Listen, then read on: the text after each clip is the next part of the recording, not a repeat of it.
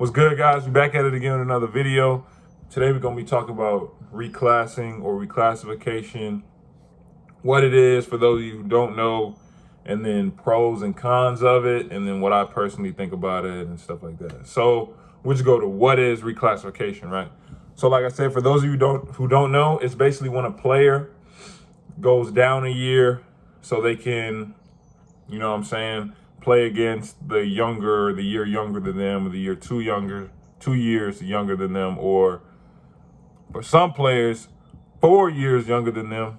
You know what I'm saying? Because some players do that. So let's just say you're an 8th grader, right? You're about to graduate middle school, but you're a little shorter than everybody else, or you're not as physically developed as everybody else. So what you do is you would go back to, or you would do another year of 8th grade, or even some players, you go back to 7th grade and you just redo that. But in doing that, all of a sudden now you get to play against, you're about to graduate 8th grade, but now you get to play against 7th graders, right?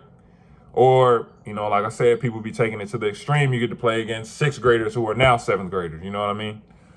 And here's why they do this. This is the pros. Number one, it's an extra year to develop, right? So, like I'm saying, especially if you start basketball late, it's hard to catch up with the skill level. So what some, parents and their kids will do, they'll decide, okay, we need to go back a year. So in that year, that allows them to get in the gym and try and catch up skill-wise. So if you're not a shooter, you can become a shooter. If your handle is weak, you can work on that. If you're big and you don't have post moves, or even if you're just a player who's out of shape, just not conditioned, need to put on some size, you can do that all in that year. And the thought is, like I said, by the time you get back to the age level you should be at, you'll have caught up, right? And then the next one is you get to work on your game within the game, right? So all that stuff I was talking about, work on your handle, work on your shot. If you're playing against your age, you're not going to be able to work on that because they're going to be bigger than you, right? So what you do is you go down a level.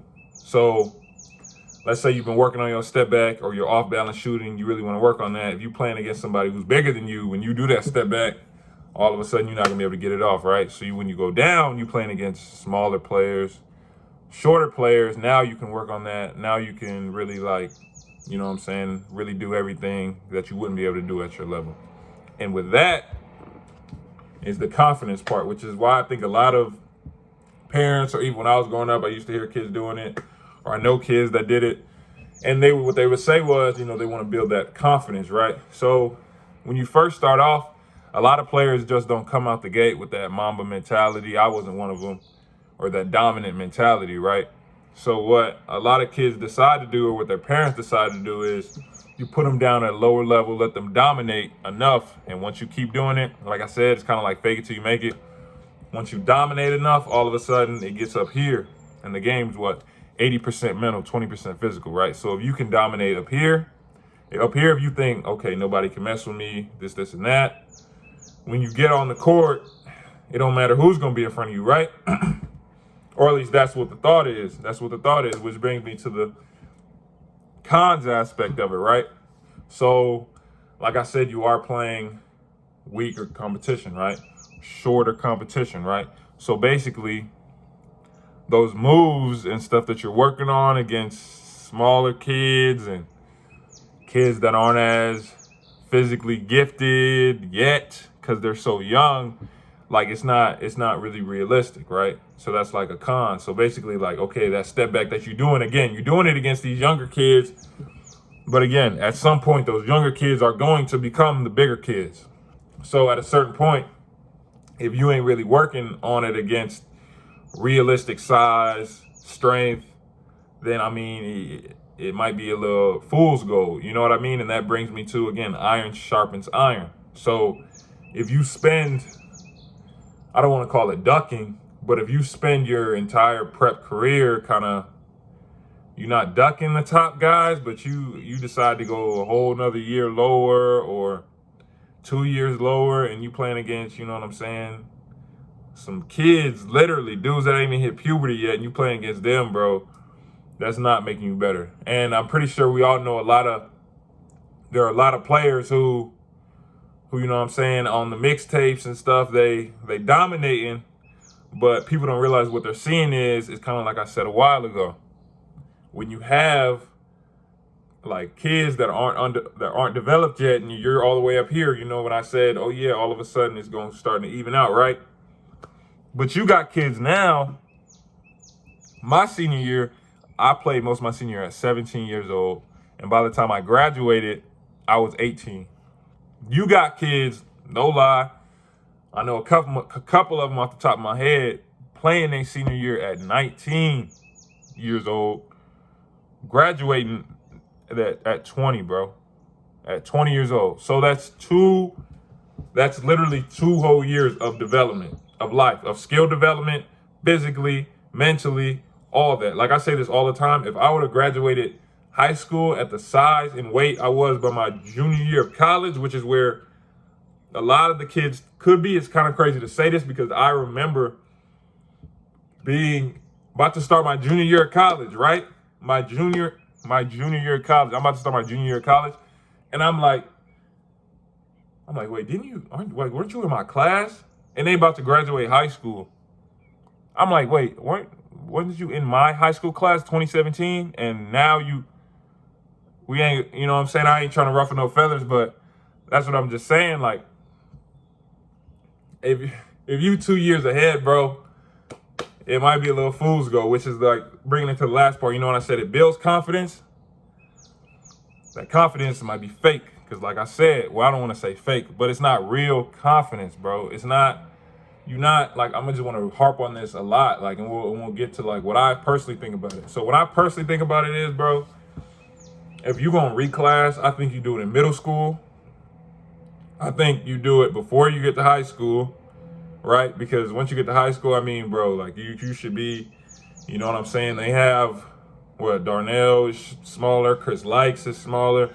They have smaller players who just figure it out. So you can figure it out. You don't have to go back. But in middle school, okay, like I understand. Like there are a bunch of players that I know who might have did it for 1 year, like went back a year in middle school. Now they've caught up and they've adjusted.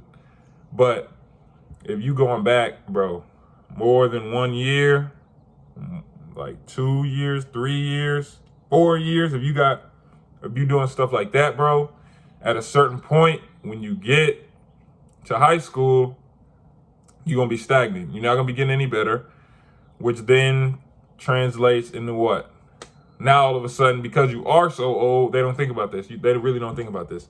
You are so old now, right? The league now it's a young man's league. So they want you as young as possible so they can develop you. Because once you hit a certain age, I forget what age it is that they say, like your development, I think it might be 21 or something like that. I think I heard like once you hit 21, how you play is going to be how you play. So they're trying to get you as early as possible. So basically they can develop you. But if you graduate in high school at 20, then you got to take that year off. Then you're trying to go into the draft at 21, 22. And we're about to see, you know, a lot of players is going to have that realization pretty soon that, you know, it didn't work out the way you thought it was. Because like I said, you're not playing against great competition. You're just being stagnant. Your game isn't getting any better. And also, if you guys didn't notice this is kind of why a lot of players will all of a sudden reclass up. Like, you're like, how are they reclassing up? Like, I thought, you know what I'm saying? A lot of those kids actually did do it when they were younger, so no one realized it. But once you're doing it in high school, everyone sees it. Like, no, you were in my class. Like, I know you. You know what I'm saying? That's why I'm saying if you do it younger. I recommend doing it 1 year. And then, like I'm saying, another option, like a lot of kids don't think about this. If you do need that extra year of development, bro, just take a prep year, right? So they have thousands of prep schools around the country, post-grad years, right? So there was actually a kid on my AAU team who, on Game Elite, he didn't go D1 straight out of high school. He went to a prep school and went to a great conference. I forget what conference it is, but he was at a higher level than I was at. That's what I'm saying. If you can always take a prep year. If you need that extra year that bad, you can always take a prep year. But the biggest thing is make sure you are playing the best competition at all times. That's why I'm saying go to these camps, see these players, whatever high school you at, make sure you in your coach ear when y'all got summer league. I want to play this player, because you might not be able to play them during the regular season, because they might not be in your little region. But be in your coach ear, hey coach, I want to play this player, I want to play this player. I want to see how I stack up. And that's how you're going to get better. Playing against younger kids, smaller kids, it's not really going to benefit you that much. Like, share, subscribe, turn on post notifications. We back at it on Friday with another vid.